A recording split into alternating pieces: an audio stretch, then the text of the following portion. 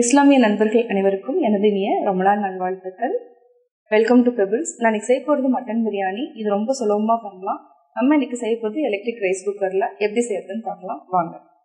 தேவையான பொருட்கள்: பாசுமதி அரிசி 400 கிராம், 400 கிராம் மட்டன், பெரிய வெங்காயம் நீல வாக்கில் கட் பண்ணியிருக்கேன் 2 வெங்காயம், 2 டேபிள் ஸ்பூன் மிளகாத்தூள், 1/4 டீஸ்பூன் மஞ்சள் தூள், 1 தக்காளி, 3 பச்சை மிளகாய், 5 டேபிள் ஸ்பூன் இஞ்சி பூண்டு விழுது, 1 கப் கர்ட், பிரியாணி மசாலா தேவையான அளவு எடுத்துக்கலாம், 1 கைப்பிடி புதினா, 1 கைப்பிடி கொத்தமல்லி. இதுக்கு வந்து ரீஃபைண்ட் ஆயிலும் நெய்யும் சேர்த்தா செய்ய போகிறோம். இதுக்கு எப்படி செய்யறதுன்னு பார்க்கலாம். குக்கர் வச்சுட்டோம். ஃபஸ்ட்டு நம்ம குக்கரில் தாளிச்சுட்டு அதுக்கப்புறம் தான் ரைஸ் குக்கரில் ஆட் பண்ண போகிறோம். இதுக்கு 2 டேபிள் ஸ்பூன் அளவுக்கு நெய் விட்டுக்கலாம். Refined oil 2 tablespoon. தாளிக்கிறதுக்கு பட்டை, லவங்கம், ஏலக்காய், பிரியாணி இலை, 1 மராட்டி மொக்கு, நட்சத்திர மொக்கு கொஞ்சமாக நான் எடுத்துருக்கேன். இதை நம்ம தாளிக்கிறதுக்கு போட்டுக்கலாம். நல்லா பொரிஞ்சாச்சு. ஃபஸ்ட்டு வெங்காயத்தை போட்டுக்கலாம்.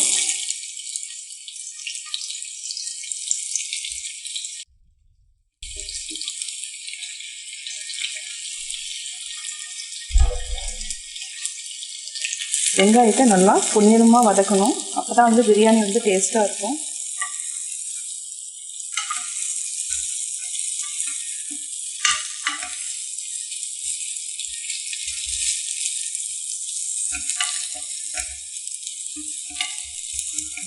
வெங்காயம் நல்லா பொன்னிறம் ஆயிடுச்சு. இப்போ நம்ம இஞ்சி பூண்டு விழுது சேர்த்திக்கலாம்.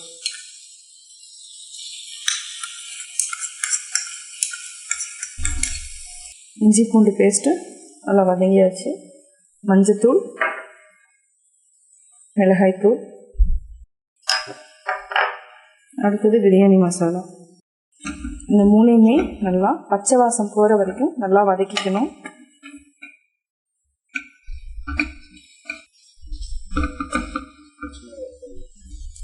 இப்போ பச்சை மிளகாயை ஆட் பண்ணிக்கலாம். உங்களுக்கு காரம் ஜாஸ்தி வேணும்னா இன்னும் 2 பச்சை மிளகாய் ஆட் பண்ணிக்கலாம். இந்த மிளகாத்தூள் ஆட் பண்ணுறதுனால நான் பச்சை மிளகாயை 2 கம்மி பண்ணியிருக்கேன். இப்போ நம்ம தக்காளியை ஆட் பண்ணிக்கலாம். புதினா, கொத்தமல்லி இது 2மே நான் ஆட் பண்ணியாச்சு. இது நல்லா வதங்கினதுக்கப்புறம் நம்ம தயிர் ஆட் பண்ணிக்கலாம். உப்பு தேவையான அளவு ஆட் பண்ணிக்கலாம். இதை வந்து ஒரு 2 நிமிஷம் வரைக்கும் சிம்மில் வச்சுட்டு நல்லா வதக்கிக்கலாம். தக்காளி நல்லா வதங்கிடுச்சு. இப்போ நம்ம இந்த தயிரை ஆட் பண்ணிக்கலாம்.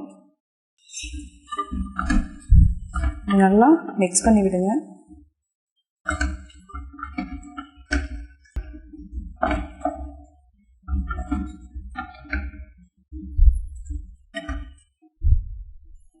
இப்போ நம்ம மட்டன் சேர்த்துக்கலாம்.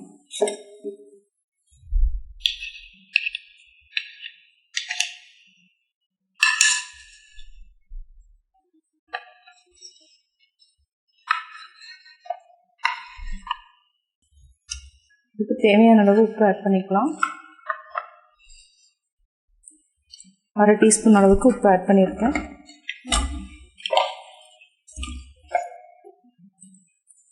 மட்டன் நல்லா வேகணும்னா நம்ம 5 விசில் விட்டு எடுக்கணும். தண்ணி ஆட் பண்ணிட்டு 5 விசில் விட்டு எடுத்துக்கலாம். கரெக்டாக நான் 1 டம்ளர் அளவுக்கு தண்ணி ஆட் பண்ணுறேன். இது நல்லா மிக்ஸ் பண்ணி விட்டுட்டு விட்டாச்சு.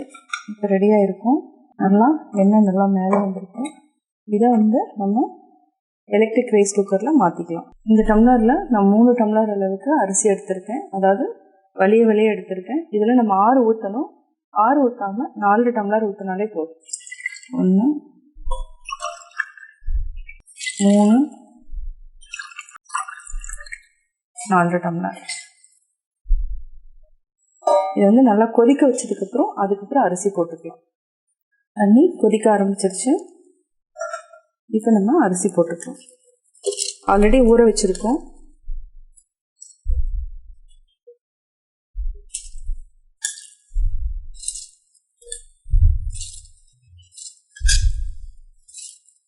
இதையும் நல்லா மிக்ஸ் பண்ணி விட்டுக்கோங்க. இப்போ நம்ம மூடி வச்சுக்கலாம். இது நல்லா வெந்ததுக்கப்புறம் குக்கிங் மோடில் இப்போ இருக்குது.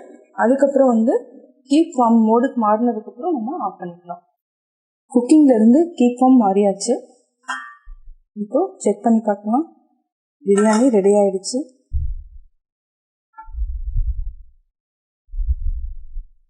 கரெக்டாக இருக்குது. நம்ம வேறு கண்டெய்னரில் மாற்றிக்கலாம்.